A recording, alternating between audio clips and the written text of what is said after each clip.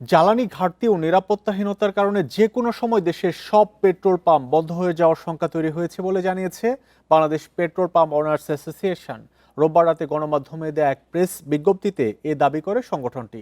বিজ্ঞপ্তিতে বলা হয়, কোম্পানি থেকে পাওয়া দৈনিক তেল দিয়ে ক্রেতাদের চাহিদা পূরণ সম্ভব হচ্ছে না। এতে তেল নিতে এসে ঘন্টার পর ঘন্টা লাইনে দাঁড়িয়ে থাকছেন ক্রেতারা। পর্যাপ্ত তেল সরবরাহ না পাওয়ার কারণে যে কোনো সময় পাম্পগুলো বন্ধ হয়ে যেতে পারে।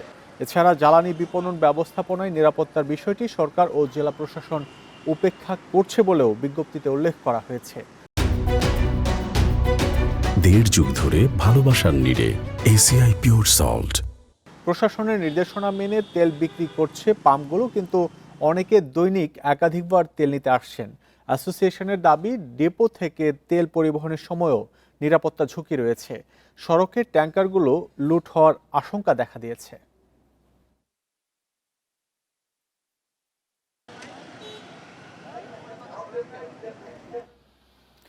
জ্বালানি সংকট নিয়ে আরো জানবো, যুক্ত হচ্ছেন সহকর্মী খালেদ রায়হান। রায়হান, একটু জানাবেন, এই যে ঈদের পরেও জ্বালানি সংকট, আসলে কেন এখন ডিপো থেকে তেল আসছে না? কি বলছে যারা পাম্প সংশ্লিষ্ট আছেন তারা? দেখুন, প্রথমে একটু বলে নিতে চাই যে আমি এখন রয়েছি রাজধানীর জাহাঙ্গীর গেট এলাকাতে। এর ঠিক 1 কিলোমিটার দূরে ট্রাস্ট ফিলিং স্টেশন। আমি এটার সিরিয়ালটা একটু দেখানোর আসলে চেষ্টা করব।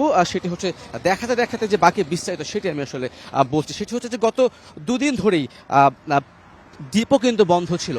যেই ডিপোগুলো আসলে তেল সরবরাহ করে থাকে, সেই ডিপো বন্ধ থাকার কারণে সেই ডিপোগুলো বন্ধ থাকার কারণে কিন্তু যে পাম্প মালিকগুলো রয়েছে, পাম্প স্টেশনগুলো রয়েছে, সেখানে কিন্তু কোনো রকমের তেল তারা সংগ্রহ করতে পারেনি।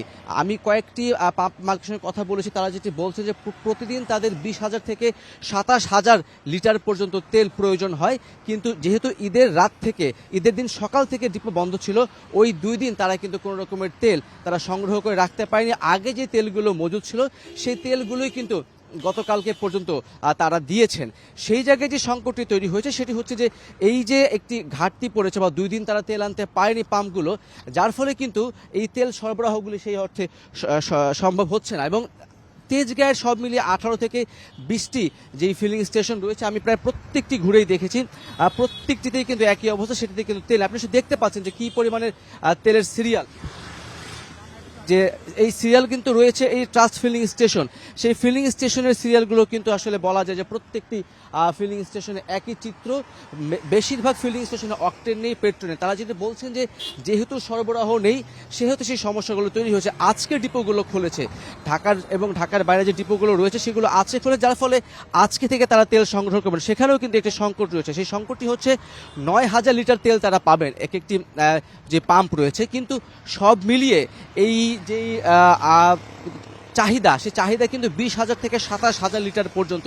আমি একটু দেখাচ্ছি, এখন আমরা প্রধানমন্ত্রীর যে কার্যালয়টি রয়েছে সেই কার্যালয়টি পার হচ্ছি। এই পুরো যে সিরিয়ালটি দেখছেন, এই পুরো সিরিয়ালটি কিন্তু ট্রাস্ট ফিলিং স্টেশনের সিরিয়াল। যে তারা হয়তো সামনে গেলে, পেছনে যারা আছেন তারা অনেকে জানেনই না যে সামনে আসলে তেল দেওয়া হচ্ছে কি তেল দেওয়া হচ্ছে না।